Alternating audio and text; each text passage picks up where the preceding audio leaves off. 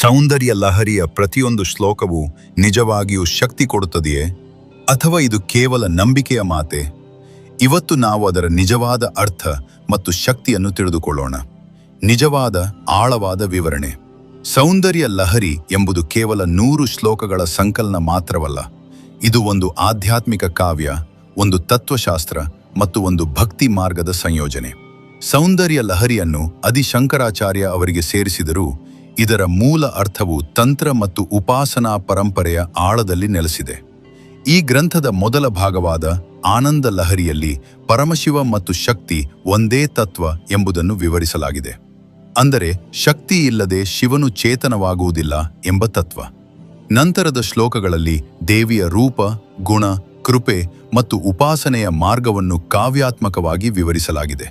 ಹೆಚ್ಚಾಗಿ ಜನರು 100 ಶ್ಲೋಕಗಳು ಸಮಾನ 100 ವಿಶೇಷ ಶಕ್ತಿಗಳು ಎಂದು ಕೇಳಿರುತ್ತಾರೆ.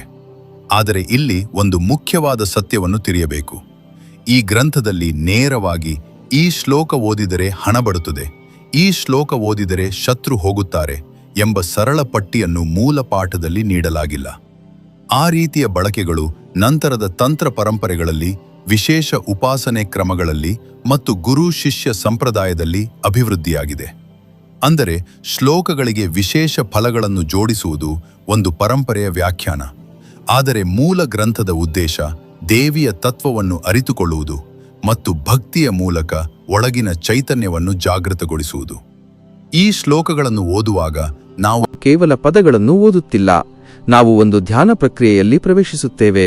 ಉದಾಹರಣೆಗೆ, ದೇವಿಯ ಕಣ್ಣುಗಳನ್ನು ಚಂದ್ರ ಮತ್ತು ಸೂರ್ಯನಂತೆ ವರ್ಣಿಸುವುದು, ಅವಳ ಸೌಂದರ್ಯವನ್ನು ಬ್ರಹ್ಮಾಂಡದೊಂದಿಗೆ ಹೋಲಿಸುವುದು, ಇವು ಎಲ್ಲ ನಮ್ಮ ಮನಸ್ಸನ್ನು ಸಾಮಾನ್ಯ ಚಿಂತನೆಗಳಿಂದ ಹೊರಗೆ ತೆಗೆದುಕೊಂಡು ಒಂದು ದಿವ್ಯ ದೃಷ್ಟಿಕೋನಕ್ಕೆ ಕರೆದೊಯ್ಯುತ್ತವೆ.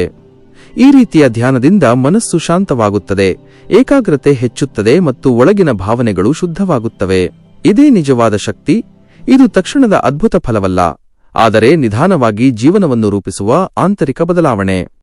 ತಂತ್ರ ಮತ್ತು ಉಪಾಸನಾ ಸಂಪ್ರದಾಯದಲ್ಲಿ ಕೆಲವು ಸಾಧಕರು ಪ್ರತಿಯೊಂದು ಶ್ಲೋಕವನ್ನು ಒಂದು ಯಂತ್ರ, ಒಂದು ಮಂತ್ರ ಅಥವಾ ಒಂದು ಧ್ಯಾನ ರೂಪದೊಂದಿಗೆ ಜೋಡಿಸಿ ಉಪಾಸನೆ ಮಾಡುತ್ತಾರೆ.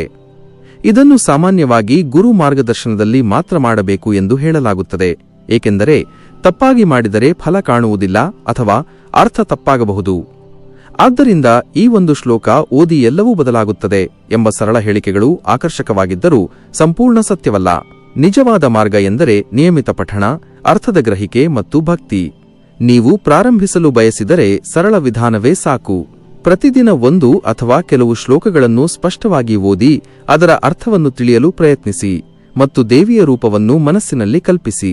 ನಿಧಾನವಾಗಿ ನೀವು ಗಮನಿಸುತ್ತೀರಿ, ನಿಮ್ಮ ಮನಸ್ಸು ಹೆಚ್ಚು ಸ್ಥಿರವಾಗುತ್ತಿದೆ, ನಿಮ್ಮ ಆಲೋಚನೆಗಳು ಸ್ಪಷ್ಟವಾಗುತ್ತಿವೆ ಮತ್ತು ನಿಮ್ಮ ಜೀವನದಲ್ಲಿ ಒಂದು ಒಳಗಿನ ಶಾಂತಿ ಬೆಳೆಯುತ್ತಿದೆ. ಇದೇ ಸೌಂದರ್ಯ ಲಹರಿಯ ನಿಜವಾದ ಪ್ರಭಾವ.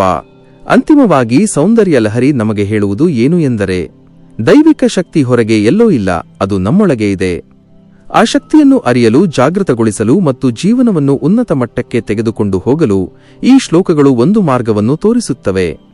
ಭಕ್ತಿಯಿಂದ, ಜ್ಞಾನದಿಂದ ಮತ್ತು ಸಹನೆಯಿಂದ ಈ ಮಾರ್ಗವನ್ನು ಅನುಸರಿಸಿದರೆ ಅದು ನಿಜವಾಗಿಯೂ ಜೀವನದಲ್ಲಿ ಆಳವಾದ ಬದಲಾವಣೆಯನ್ನು ತರಬಹುದು.